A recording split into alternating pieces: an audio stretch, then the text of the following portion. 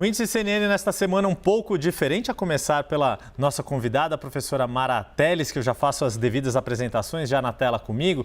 E a gente vai trouxe Mara Teles para falar conosco, porque o nosso tema vai ser a atuação de grupos religiosos nas eleições municipais, uma especialidade de pesquisa da professora, que é cientista política, atua na Universidade Federal de Minas Gerais e também é presidente da Abrapel, a Associação Brasileira de Pesquisadores Eleitorais. A Abrapel, da qual o nosso titular da cadeira aqui, Antônio Lavareda, é presidente de honra. Mara Teles, muito bem-vinda, obrigado por estar conosco aqui hoje. E já começo a nossa conversa te perguntando, inclusive dentro do contexto que a gente viu no Congresso nessas últimas semanas, a atuação da bancada evangélica na questão do aborto, como é que a gente pode transpor isto para as eleições municipais? Que teorias ou teologias são preponderantes ou guiam as ações dos grupos, em especial os grupos neopentecostais, nas campanhas eleitorais? Mais uma vez, muito bem-vinda aqui ao Índice CNN. Eu que agradeço a vocês pelo convite. O papel da religião ele é muito relevante, sempre foi muito relevante nas teorias e, inclusive, nas democracias. Hoje nós temos no Brasil uma grande bancada evangélica e essa bancada evangélica ela é fruto de uma teoria ou de uma teologia chamada teologia do domínio. Em resumo, essa teologia do domínio considera que Jesus voltará à Terra. Nesse sentido, eles propõem uma série de ações na política, na sociedade, na mídia e nos entretenimentos para ganhar almas para seus projetos, e seus projetos passam também pela captura de eleitores a fim de transformar essa fé em votos e de votos a transformação em cadeiras. E é provável que essa crença que já guiou outras eleições para candidatos majoritários também oriente aí a bancada de vereadores e de prefeitos que estão mais próximos aos grupos neopentecostais. É importante dizer, Yuri, que nem todos os evangélicos aderem ao dominismo ou à teologia do domínio, mas grande parte deles, sim, é guiado por essa chamada teologia que acredita no retorno de Jesus e na preparação do terreno da terra, né, para o retorno dessa entidade, para aqueles que têm fé. E nesse contexto, professor, acho que vale a gente explicar que em 2022 houve um crescimento da bancada evangélica no Congresso, tanto de deputados quanto do terço de senadores que foi renovado, em comparação ao que havia saído das urnas 4 anos antes. E agora, 2024, a expectativa, ou a gente pode esperar também um crescimento, um avanço dessa corrente?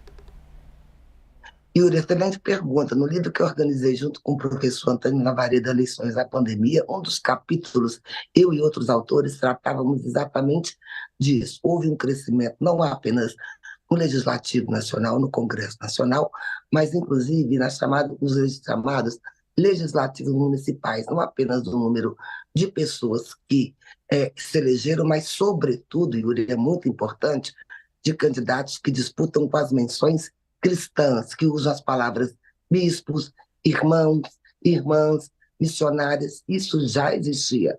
A menção aos cristãos já existia há muito tempo na política nacional, desde 1998.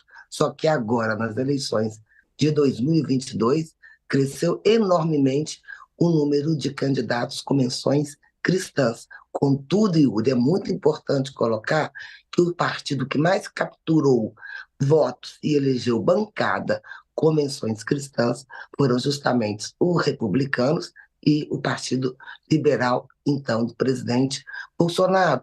O presidente Bolsonaro ele acabou expressando muito os valores das pautas morais ligadas à teologia do domínio. Portanto, é possível que o número de candidatos cresça bastante. Agora, como as regras eleitorais mudaram e agora não é permitido mais coligação, os pequenos partidos eles têm tido dificuldade para transformar essas menções cristãs em cadeiras. Então é possível que esses candidatos que antes disputavam pelos pequenos partidos passem a disputar para aumentar suas chances em grandes partidos, como, por exemplo, os republicanos e o PL, que foram os partidos que mais elegeram pastores e similares que se orientam pelo dominismo. Uhum. Vamos trazer aqui dois gráficos do índice CNN de duas capitais que ilustram o peso que a questão religiosa e dos evangélicos em especial ganhou ou tem ganhado nas corridas eleitorais. Primeiro a gente vê na tela os números do Rio de Janeiro, em que a despeito da vantagem que a gente vê do prefeito Eduardo Paes, ele tem buscado uma maior interlocução com este segmento, buscando, por exemplo, o apoio do deputado Ottoni de Paula, que ainda aparece como um dos pré-candidatos, mas que anunciou ali que não vai sair candidato de fato. Vou chamar mais duas telas aqui, professor, que é a situação de Belo Horizonte, em que também o peso do eleitorado evangélico é significativo. E há ali um cenário de mais disputa entre os nomes que estão colocados. A gente vê Mauro Tramonte, do Republicanos, partido que Mara Telles já mencionou para a gente, Bruno Engler, do PL, do ex-presidente Jair Bolsonaro. E aí, só para a gente mostrar a próxima tela e completar o cenário, a gente tem ainda João Leite, do PSDB, o prefeito Fuad Numa, do PSD, mas tem também os concorrentes da esquerda, como a deputada Duda Salabert, o deputado Rogério Corrêa, do PT, e o senador Carlos Viana, do Podemos, que já teve uma situação melhor, mas Belo Horizonte com um cenário mais embolado. Professora, o que a senhora diz dessas duas capitais que a gente escolheu juntos para trazer aqui no que diz respeito a esta questão dos segmentos evangélicos e da teoria do domínio que a senhora estava explicando para a gente? É muito importante, isso demonstra que a expressividade dos evangélicos ocorre não apenas no crescimento dessa religião na sociedade. O Brasil sempre foi um país católico, e a Igreja Católica ela fez muitas ações, inclusive na renovação carismática, para impedir, de certa forma, né, o crescimento dos evangélicos que roubam eleitores e almas da Igreja Católica. A Igreja Católica nunca se comportou organizadamente como bancada, muito embora dentro da bancada da frente parlamentar evangélica apareçam alguns católicos. Então é importante notar que o Rio de Janeiro tem um número expressivo de evangélicos, haja vista a eleição do ex-prefeito Crivella, que fez um apelo moral muito forte para esses grupos. Em Belo Horizonte, houve um erro muito grande dos partidos desafiantes da esquerda quando eles deixaram de disputar as eleições de fato e apoiaram o candidato Calil. Isso fez com que a esquerda, em geral, perdesse muito, digamos, os seus terrenos, os seus territórios, sobretudo nas periferias, onde existe um número grande de templos evangélicos, maior que o número de templos católicos, e o deputado Bruno Engler vem construindo a sua candidatura junto aos setores neopentecostais há muito tempo. É importante lembrar que ele ficou em segundo lugar nas eleições, no qual o ex-prefeito Calil foi eleito, muito embora a sua campanha não aparecesse publicamente, que é uma campanha feita junto a esse público das periferias, porque as igrejas evangélicas ocupam o espaço de ausência de políticas públicas nesta periferia, garantindo ócio, garantindo empregabilidade, garantindo serviços de assistência social. Então, o evangelicalismo e os evangélicos, eles crescem muito em função da ausência de políticas do Estado, da ausência do Estado nos setores que são mais marginalizados, oferecendo uma salvação na terra, né? Oferecendo, inclusive, acolhida que não é dada pelo Estado nessas regiões mais desiguais do país. Então, do meu ponto de vista, os evangélicos, eu posso estar errada, vão trabalhar com pautas morais dentro daquilo que estão chamadas das guerras culturais que nasceram nos Estados Unidos a partir de 1991 e que foram trazidas fortemente para o Brasil nas eleições de 2022.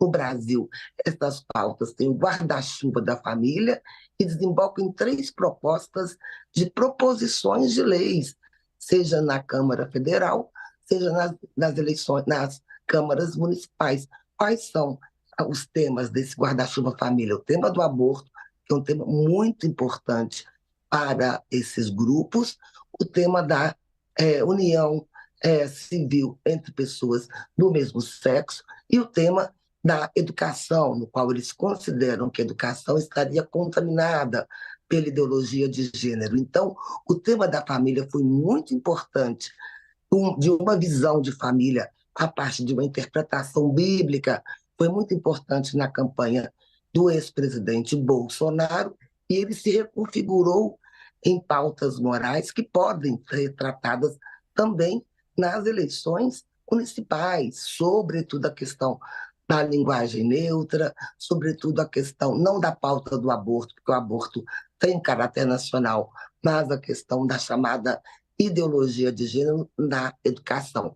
Essas pautas são disseminadas não apenas no Brasil, mas em outros países, dentro daquilo que é chamado guerras culturais, e que no Brasil, especialmente, é chamado de uma batalha do bem contra o mal, onde o bem seria representado por um cidadão de bem cristão e o mal seria representado por todos os grupos que são contrários a essas pautas. Então, nós podemos ter uma polarização entre grupos muito fortemente identificados com essas pautas morais versus grupos que são muito contrários, gerando uma polarização.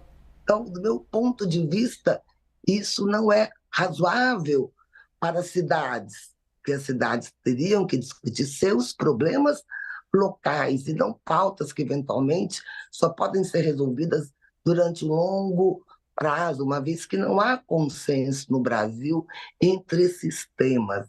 Então, talvez esses grupos tentem polarizar, e é muito importante que os debates locais não sejam apenas polarizações de pautas morais, né, Yuri? Principalmente porque essas duas cidades, Belo Horizonte e Rio de Janeiro, têm profundos problemas de desigualdade, de Sem mobilidade, de transportes, de saúde, e é uma pena que as eleições no Brasil tenham sido polarizadas apenas por pautas morais, que não são ainda consensuais na sociedade e na opinião pública. A gente vai acompanhar a hora que a campanha oficial começar e, claro, à medida que esses discursos que fogem aí do dia a dia, da rua, né, do buraco de rua, das questões de educação, saúde, entrem, a gente vai poder contar com a professora Mara Telles, doutora em ciência política, professora da Universidade Federal de Minas Gerais, UFMG, e presidente da Abrapel. Eu agradeço demais a participação conosco e a gente, claro, vai conversar muitas vezes ainda, não só aqui no Índice CNN, mas na cobertura das eleições municipais mais cheias de expectativas desde a redemocratização e que vai ter essa grande cobertura da CNN Brasil. Professora, muito obrigado. Até a próxima. Até a próxima. Muito obrigada a vocês e boa cobertura das eleições. Estou disponível para a gente continuar essa conversa.